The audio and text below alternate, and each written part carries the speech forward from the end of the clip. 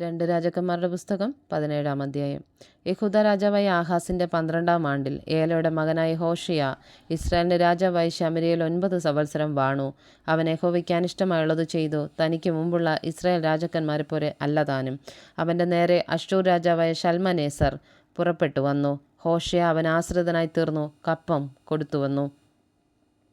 എന്നാൽ ഹോഷിയ മിസ്രയീം രാജാവായ സോവിൻ്റെ അടുക്കൽ ദൂതന്മാരെ അയക്കുകയും അശ്ശൂർ രാജാവിന് ആണ്ടുതോറുമുള്ള കപ്പം കൊടുത്തയക്കാതിരിക്കുകയും ചെയ്തതു നിമിത്തം അശ്ശൂർ രാജാവ് അവനിൽ ദ്രോഹം കണ്ടിട്ട് അവനെ പിടിച്ച് ബന്ധിച്ച് കാരാഗൃഹത്തിലാക്കി. അശ്ശൂർ രാജാവ് രാജ്യത്തെല്ലായിടവും കൂടി കടന്ന് ശമര്യയിലേക്ക് വന്ന് അതിനെ 3 സംവത്സരം നിരോധിച്ചു. ഹോഷയുടെ 9-ാം ആണ്ടിൽ അശ്ശൂർ രാജാവായ ശമര്യയെ പിടിച്ച് ഇസ്രായേലിനെ ബദ്ധരാക്കി അശ്ശൂരിലേക്ക് കൊണ്ടുപോയി.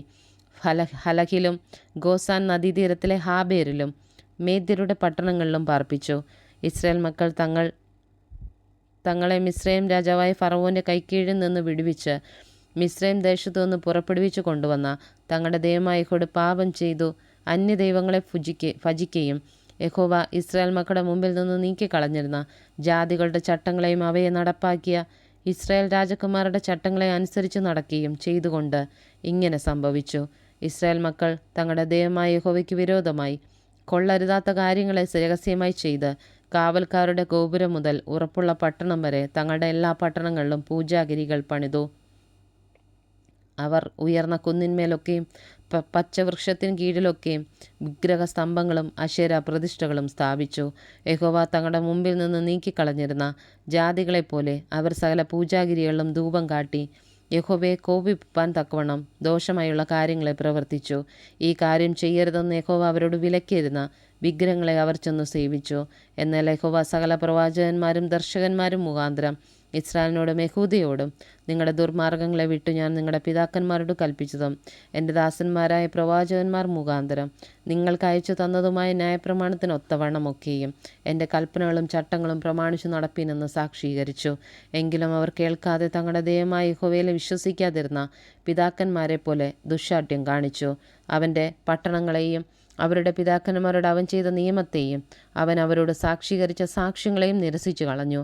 അവർ വ്യാജത്തെ പിന്തുടർന്ന് വ്യർത്ഥന്മാരായി തീർന്നു. അവരെപ്പോലെ ആചരിക്കരുത് എന്ന് യഹോവ കൽപ്പിച്ചിരുന്ന ചുറ്റുമുള്ള ജാതികളെ തന്നെ അവർ പിന്തുടർന്നു. അവർ തങ്ങളുടെ ദൈവമായ യഹോവയുടെ കൽപ്പനകളെ ഒക്കെയും ഉപേക്ഷിച്ചു കളഞ്ഞ് തങ്ങൾക്ക് 2 കാളക്കുട്ടികളുടെ വിഗ്രഹങ്ങൾ വാർപ്പിച്ച് അശേര പ്രതിഷ്ഠയും ഉണ്ടാക്കി ആകാശത്തിലെ സർവ്വസൈന്യത്തെ നമസ്കരിച്ച് ബാലിനെയും സേവിച്ചു പോന്നു. അവർ തങ്ങളുടെ പുത്രന്മാരെയും പുത്രിമാരെയും അഗ്നിപ്രവേശം ചെയ്യിച്ച് പ്രശ്നവും ആഭിചാരവും പ്രയോഗിച്ചു. യഹോവയെ കോപിപ്പിക്കേണ്ടതിന് അവനെ അനിഷ്ടമായുള്ളത് ചെയ്യുവാൻ തങ്ങളെ തന്നെ വിറ്റുകളഞ്ഞു. അത് നിമിത്തം യഹോവ ഇസ്രായേലിനോട് ഏറ്റവും കോപിച്ചു അവരെ തൻ്റെ സന്നിധിയിൽ നിന്ന് നീക്കിക്കളഞ്ഞു. യഹൂദ ഗോത്രം മാത്രമല്ലാതെ ആരും ശേഷിച്ചില്ല. യഹൂദയും തങ്ങളുടെ ദൈവമായ യഹോവയുടെ കൽപ്പനകളെ പ്രമാണിക്കാതെ ഇസ്രായേൽ ഉണ്ടാക്കിയ ചട്ടങ്ങളെ അനുസരിച്ച് നടന്നു. ആകയാൽ യഹോവ ഇസ്രായേൽ സന്ധ്യയെ മുഴുവനും തള്ളി അവരെ താഴ്ത്തി കൊള്ളയിടുന്നവരുടെ കയ്യിൽ ഏൽപ്പിച്ചു. ഒടുവിൽ അവരെ തൻ്റെ സന്നിധിയിൽ നിന്ന് നീക്കിക്കളഞ്ഞു. അവൻ ഇസ്രായേലിനെ ദാവീദ് ഗൃഹത്തിങ്കൽ നിന്ന് പറിച്ചു കളഞ്ഞു. അവർ നെബാത്തിൻ്റെ മകനായ യൊരബെയാമിനെ രാജാവാക്കി. യൊരബെയാം ഇസ്രായേലിൻ്റെ യഹോവയെ മാറുമാറാക്കി അവരെ കൊണ്ട് വലിയൊരു പാപം ചെയ്യിച്ചു.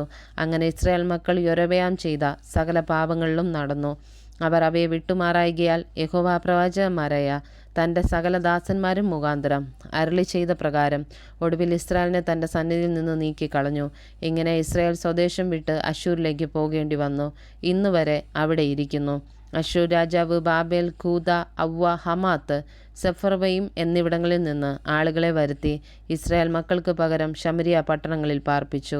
അവർ ശമര്യ കൈവശമാക്കി അതിൻ്റെ പട്ടണങ്ങളിൽ പാർത്തു. അവർ അവിടെ പാർപ്പാൻ തുടങ്ങിയപ്പോൾ യഹോവയെ ഭജിച്ചില്ല. അതുകൊണ്ട് യഹോവ അവരുടെ ഇടയിൽ സിംഹങ്ങളെ അയച്ചു. അവ അവരിൽ ചിലരെ കൊന്നുകളഞ്ഞു.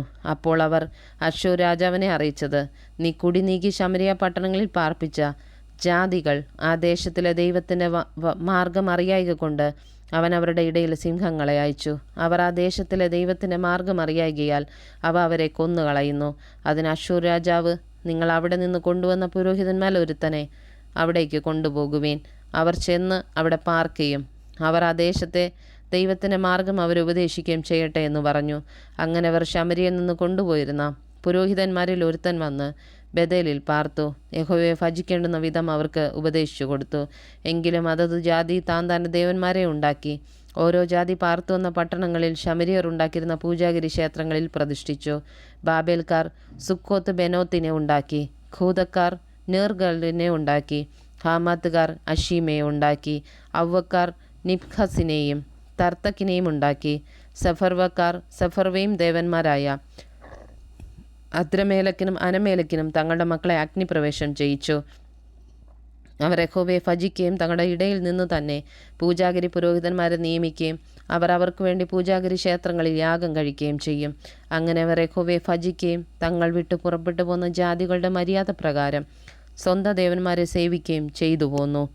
ഇന്നുവരെയും അവർ മുമ്പിലത്തെ മര്യാദ പ്രകാരം തന്നെ ചെയ്യുന്നു. യഹോവയെ ഭജിക്കുന്നില്ല. തങ്ങളുടെ സ്വന്തം ചട്ടങ്ങളെയും മാർഗവിധികളെയും ആകട്ടെ യഹോവ ഇസ്രായേൽ എന്ന് പേർ വിളിച്ച യാക്കോബിൻ്റെ മക്കളോട് കൽപ്പിച്ച ന്യായപ്രമാണത്തെയും കൽപ്പനയുമാകട്ടെ അനുസരിച്ച് നടക്കുന്നതുമില്ല. യഹോവ അവരോട് ഒരു നിയമം ചെയ്ത് കൽപ്പിച്ചതെന്തെന്നാൽ, നിങ്ങൾ അന്യദൈവങ്ങളെ ഭജിക്കുകയും അവയ്ക്ക് യാഗം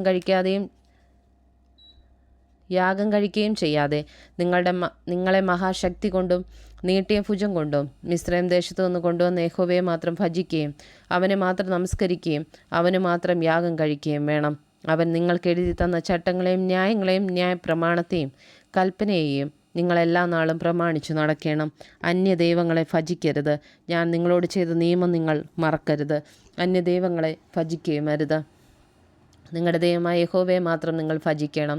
എന്നാൽ അവൻ നിങ്ങളെ നിങ്ങളുടെ സകല ശത്രുക്കളുടെയും കയ്യിൽ നിന്ന് വിടുവിക്കും. എങ്കിലും അവർ കേൾക്കാതെ തങ്ങളുടെ പണ്ടത്തെ മര്യാദ അനുസരിച്ച് നടന്നു. അങ്ങനെ ഈ ജാതികൾ യഹോവയെ ഭജിക്കുകയും തങ്ങളുടെ വിഗ്രഹങ്ങളെ സേവിക്കുകയും ചെയ്തു. പിതാക്കന്മാർ ചെയ്തതുപോലെ പുത്രന്മാരും പൗത്രന്മാരും ഇന്നുവരെ ചെയ്തു വരുന്നു.